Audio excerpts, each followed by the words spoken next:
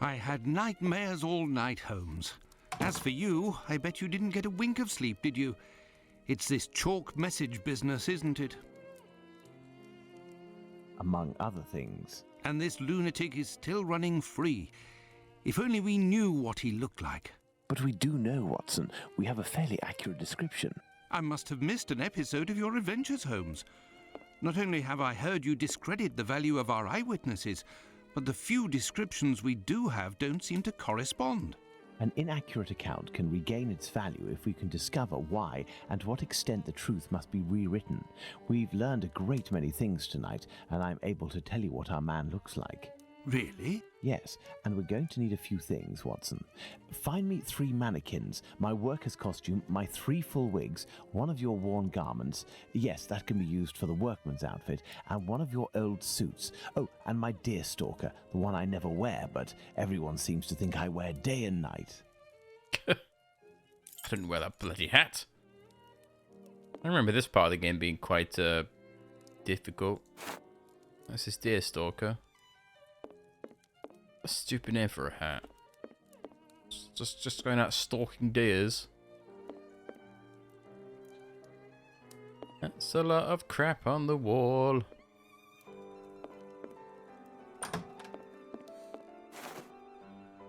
He needs 3 full wigs. There's one. Oh, that is that another deer stalker? Oh no, that's his deer stalker. That looks like a flat cap. I missed anything. Oh no. So go in his drawers while I'm here. That's an incredibly slow opening drawer right there.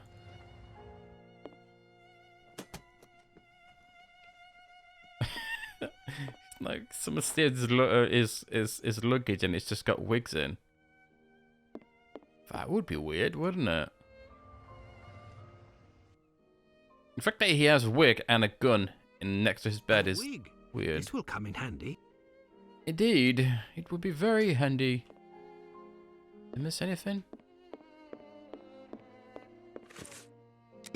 How many mannequins does he want? 3.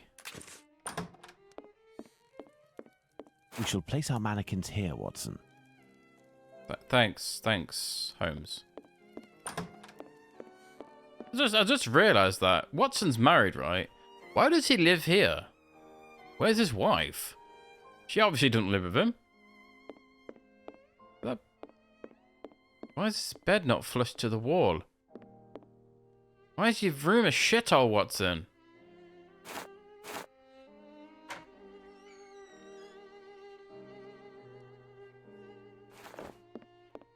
That is some shiny wardrobe. Look how shiny that is.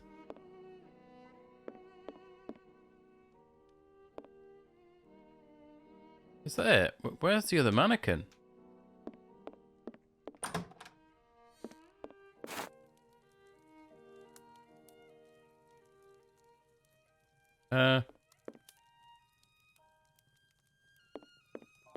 I've missed the other mannequin. Is it in here?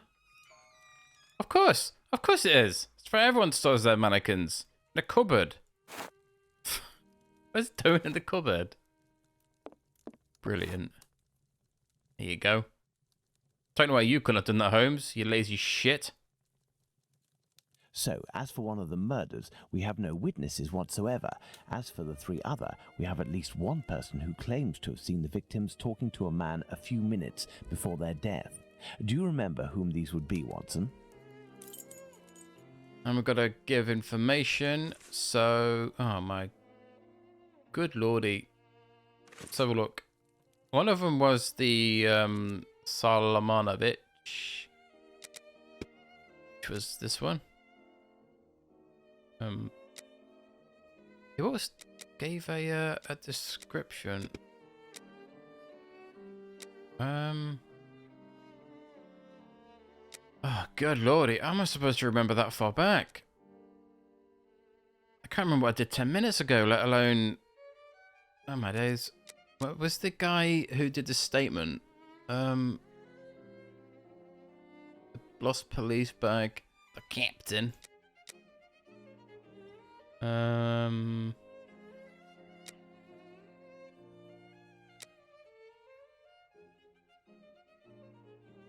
Leather apron. Oh no, that was to do with leather apron, wasn't it? I'm thinking of...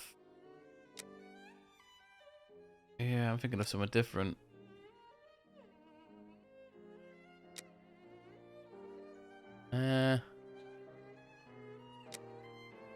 Well, we have testimonies, don't we?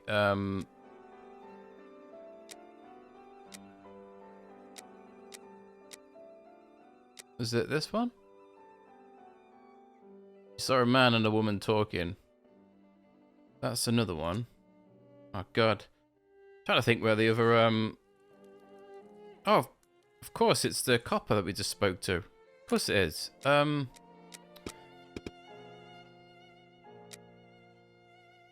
It's this one, wasn't it? Bravo, Watson. Hey. There are our 3 witnesses. Okay, so if we click on this, he will describe look.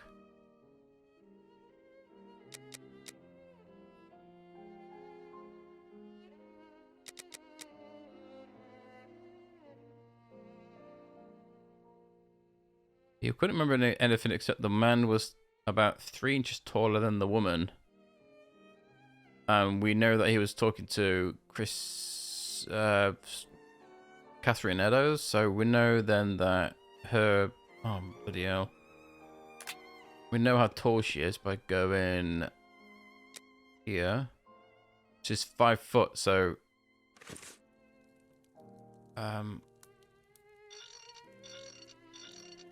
5'3". Indeed, Watson, that's the right size for Abraham's mannequin. Nice. The account given by Mr. Solomonovich's friend is incorrect in at least 1 point. The first Joseph said that the man was at least 5 foot 7 inches tall. The second Joseph said he was 3 inches taller than the victim, whom we know was 5 feet tall, which would suggest a height of 5 foot 3 inches. Don't forget that it was this second Joseph who attracted his friend's attention towards the couple on the other side of the road. We can assume he got a very good look at them.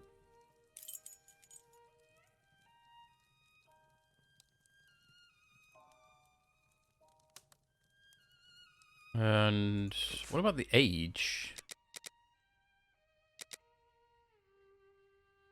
That's the description of the lady. 30 years old. Oops. Okay, now we've got to dress him. This is where it gets confusing. Oh, I wish it'd stay where I bloody need it, you shit. I don't like this. I'm going home. That's not the right thing. 30 years old. Light complexion, a fair moustache. He wore a loose black jacket and a grey cap and a red scarf. That's the description. So, light complexion, a fair moustache, meaning blonde. Dark jacket, grey cap.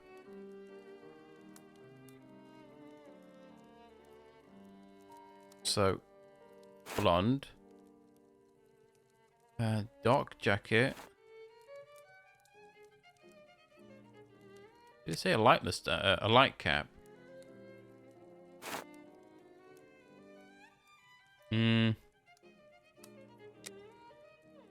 Perfect, Watson. Oh. Costume. I'm guessing that's that one done. Okay. Oh my god. Is this going to be 5'3" as well? At least 40 years old. A little taller than the woman who was 5'3".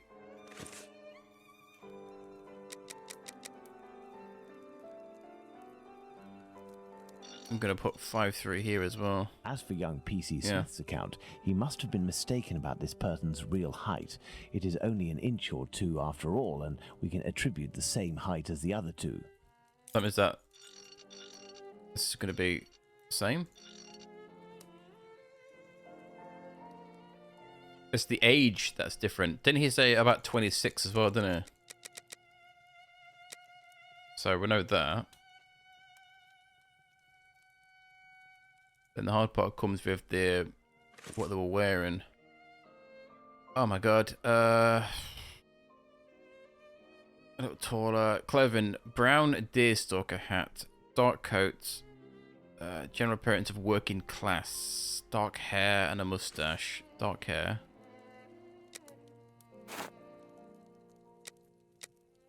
Working clothes. Deerstalker.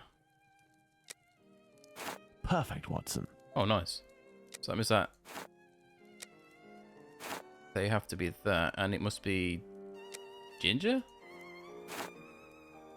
No. Okay.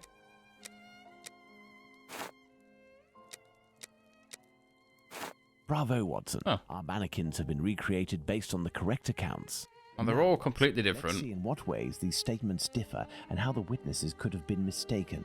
Let's look at these wigs and moustaches. Let's start by taking the first Joseph's testimony, who saw the man head-on in a well-lit spot and in which he noted fair hair.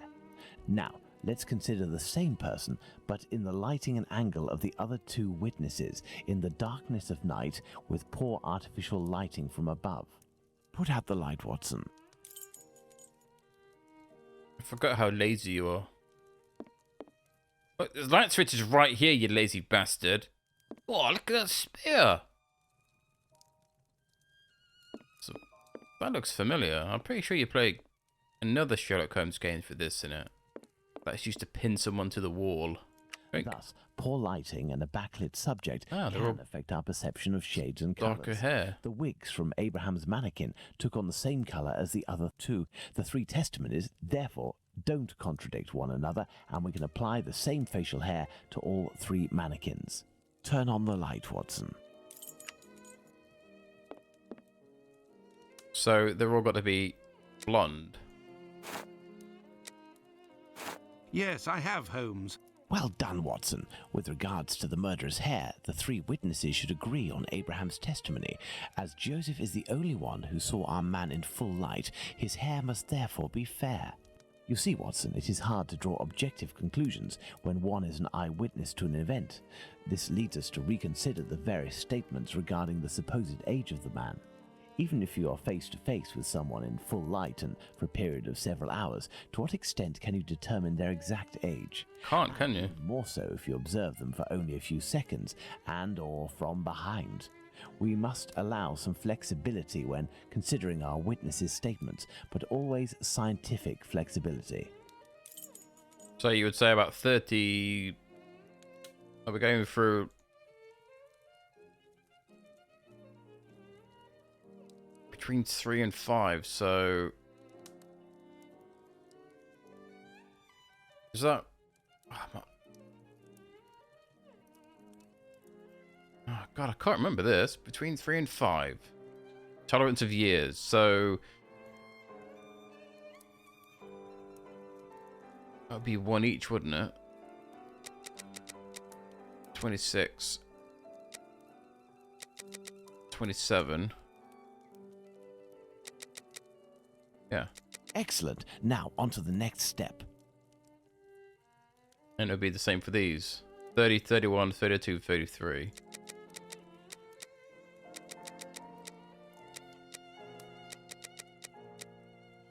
And then 10 years in front of that, so 40. No, it would be 10, wouldn't it? Yeah.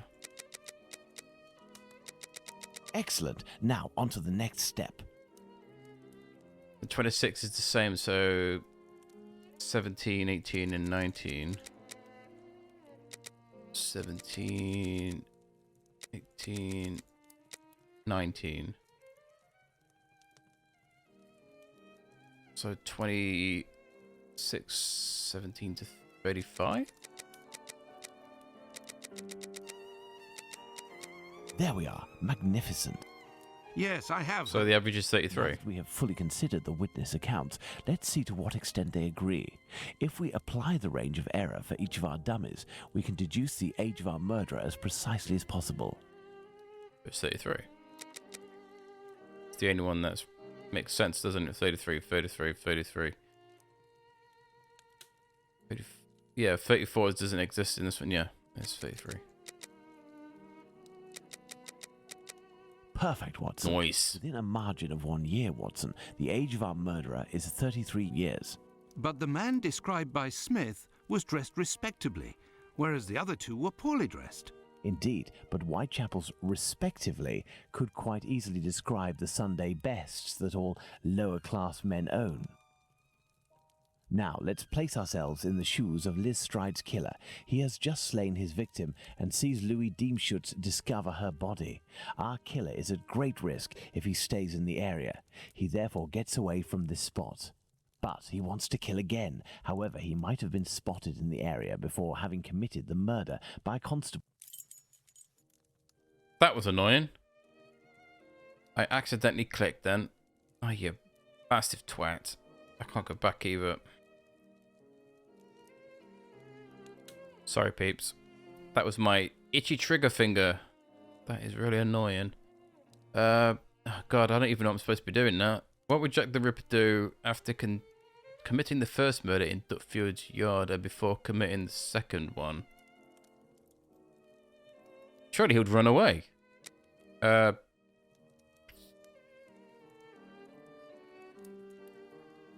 he run away and then look for another victim? No, Watson. Would he? No. Oh, no. No, that's not. So that's definitely correct.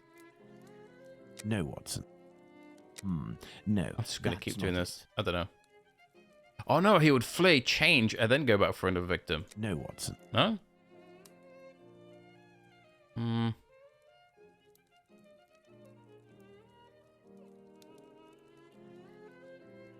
Matt throws clothes in the sewers or trash bin. I wonder, would he return home? Go back home or to a safe location. There you go. Change his clothes and leave again in search of another victim. I really should read them, shouldn't I? It's the only possible explanation, Watson. The man returned to the safety of his lodgings and then decided to go out again with new clothes and repeat his sinister nocturnal work. That's how the discrepancies between the witnesses with regards to clothing can be explained. What a cold-blooded animal. And what determination! Powerful motives are pushing this man. Thus, we can conclude that the respectable man with the package may very well have been seen by the two Josephs. Even if it is just a mannequin, it's giving me goosebumps. But have we really made any progress, Holmes? I mean, there must be thousands of men in Whitechapel who match this description, wouldn't you say? You're right, Watson. We have worked on who, now let's work on where. We need a map of Whitechapel. Oh, no. So find me a pencil, 2 compasses, one of which can draw ellipses. This is the most buggiest part of the game. This fucking ellipses. Bollocks. Oh, no. Oh, I forgot that this was here. This is like the... It's so buggy. Where you have to draw specifically. It's even like just a tiny bit off, it won't work. I'll tell you... I just happen to have all that. That's disgusting. Clean your fucking room up, Holmes. It's nasty. We'll need a map, Watson. Oh, can I just take the one off the wall? Where was that map? This one? I am in need of something. First of all, let's place our 4 murders on this map, as well as the spot where the graffito appeared, and the piece of apron was dropped. Graffito? I really wasn't listening to what you said. But is the graffito on the map? Oh my god.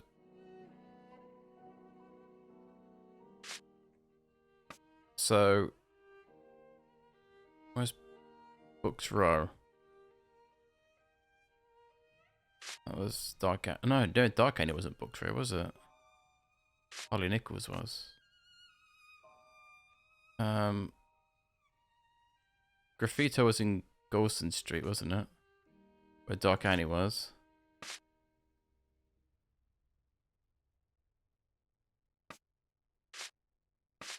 I'm confused. Dutfields was Stride.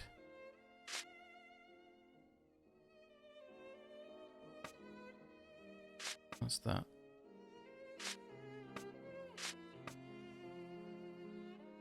Where was Hanbury Street? Oh God, I can't remember who was in Hanbury Street now. I've lost all sense of reasoning and understanding of what's going on. Annie was in. Perfect, Watson. There we go. Let's I know. connect each crime scene to the one out of the others that is the furthest. Good Lord. So it's.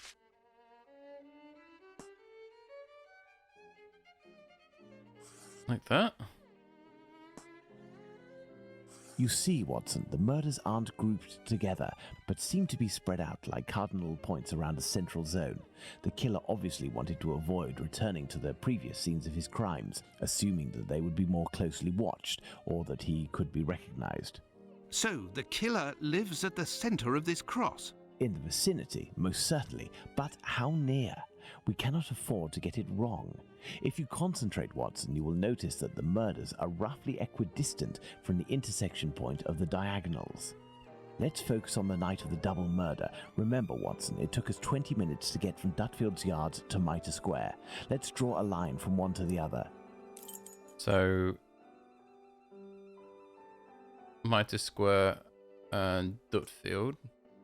Perfect. We didn't make the trip as the crow flies, but that would not harm our estimate. Let's suppose the killer left Dutfield's Yard at 1 a.m. and arrived in Mitre Square at 1:35 a.m. when he was seen by the two Josephs. If he took 5 minutes to change his clothes, that leaves a range of 10 minutes to determine where this man's lodgings are. We must determine the area in which one can go from Dutfield's Yard to Mitre Square in less than half an hour. To do this, let's draw an ellipsis. The length between Dutfield's Yard and Mitre Square corresponds to 20 minutes. By adding half, we get a distance of 30 minutes. By taking the two right segments, each starting from the two murder scenes, and which the sum of the lengths makes 30 minutes, we get our ellipses. I have absolutely no idea what you just said, Holmes. That you were literally speaking another language then. How dare you talked about ellipses and compass markings and maths and oh shit. Yeah, I don't know this. I'm just gonna have to look at my my notes. So yeah, who knows? I don't even know what he just said. I was not paying attention. As soon as I started talking about ellipses and half an hour and 20 minutes, I zoned out. I don't know. So we need to use compass to which one's the compass? What? That's a compass, isn't it? What the fuck's this?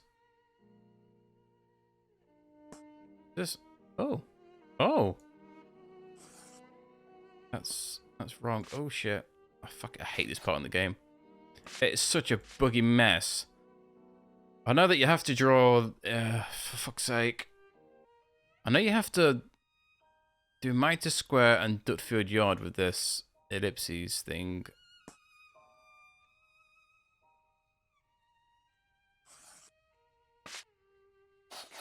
But it has to be in a specific place. And it's just, I don't know.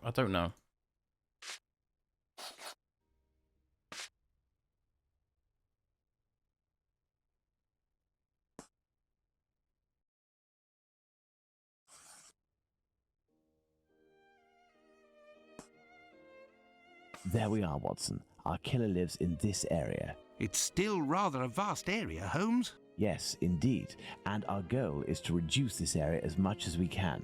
We must consider the fact that the murder at Mitre Square was committed under a certain amount of pressure, given that the killer knew he was wanted for the acts he committed not long before. We can assume that he had to do it in a safe zone, that is, an area not far from where he lives. This is especially true of an act such as the graffiti he carried out after 2 murders. Let's trace a circle around this point, with the distance separating it from Mitre Square as the radius. This will enable us to determine our killer's safe zone. I'm not going to tell you how many times that took me to get right. That is like so picky. But you've got to be in the middle between Dutfield and Mitre Square, and it's got to be just beyond it. It's so picky. Good lordy. So, wants me to use this. So what? I wasn't paying attention. There's Goulston Street. Has to cover Mitre Square, doesn't it? Our killer must surely live inside this circle. Now, let's intersect it with the ellipsis that we previously determined. And click on... Would it be this area? Yeah. Oh, there nice. we are, Watson. The Aldgate district. Shouldn't we inform the police so that they can concentrate their efforts on this area of Whitechapel? It is probably already crawling with inspectors, Watson, and I doubt that they would take us seriously, even if they were willing to listen to what we had to say. Let's focus instead on understanding the killer's modus operandi. We know our murderer preys on prostitutes who are penniless, weak, sick, or alcoholic, that he distracts them the moment before killing them, and that he left an anonymous message inciting anti-Semitic hatred at the entrance of a building occupied by Jews. How would you describe this man? What a coward. A bastard. He is a person of great cowardice. Let's look at his murders, and in particular, the depredations on the corpses, putting aside that of Liz Stride, because on that occasion, his work was left unfinished. If we recall the observations made on the victims and the parts that were mutilated or damaged on each of the bodies... That's like Bob Ross in the bottom corner. ...removed one or more organs. We can ascertain that our killer evolves during the course of the murders, cowardly and still evolving. And yet, look at the location of our first murder, that of Polly Nichols in Bucks Row. It is the most distant from the area our killer would appear to live. Perhaps this murder was preceded by another within the killer's area. I believe a cowardly killer would commit his first murder in an area close to his home in order to find refuge as quickly as possible on carrying out the act. Holmes, an idea just occurred to me that fills me with dread. This evolution of which you speak... He will pursue his next victim as long as the conditions permit him to continue killing Watson. But how could one go even further in this horror? Look at what he did to that woman, Catherine Eddowes. In order to avoid having to answer that question, we must act with haste and planning. Watson, I suggest you inform yourself on the mutilations sustained by the victims. We played with the idea that this could be an act of vengeance against prostitutes. If the mutilations correspond to areas affected by a specific pathology, perhaps the killer wanted to give an eye for an affliction he felt the prostitutes he knew were responsible for. And this trail leading to Dr. Tumblety Holmes? I also have a few things to look into in the meantime. I still have a primary witness to track down, not to mention old trails I've yet to pursue. See you soon, Watson. When we first spoke about the Bucks Row murder with Watson, he was reading a newspaper, The Star, dated September 1st, 1888, I believe, which mentioned similar murders in the preceding months. I have no chance of finding the police reports, but perhaps I could find some information at the Central News Agency. I must go there at once.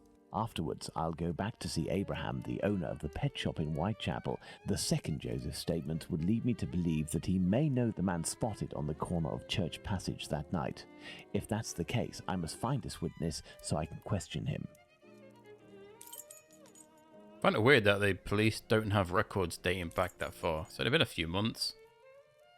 I guess stuff like eyewitness statements and shit like that don't really get stored. Not like they do nowadays, which is dumb, really, isn't it, when you think about it? Like, there's been a string of murders. There's no evidence of who's committed them. Let's just make sure they don't exist anymore. Thanks, policeman. So yeah, back to the Central News Agency with another frustrating bloody puzzle. That letter puzzle I was talking about a few videos ago. Bloody thing.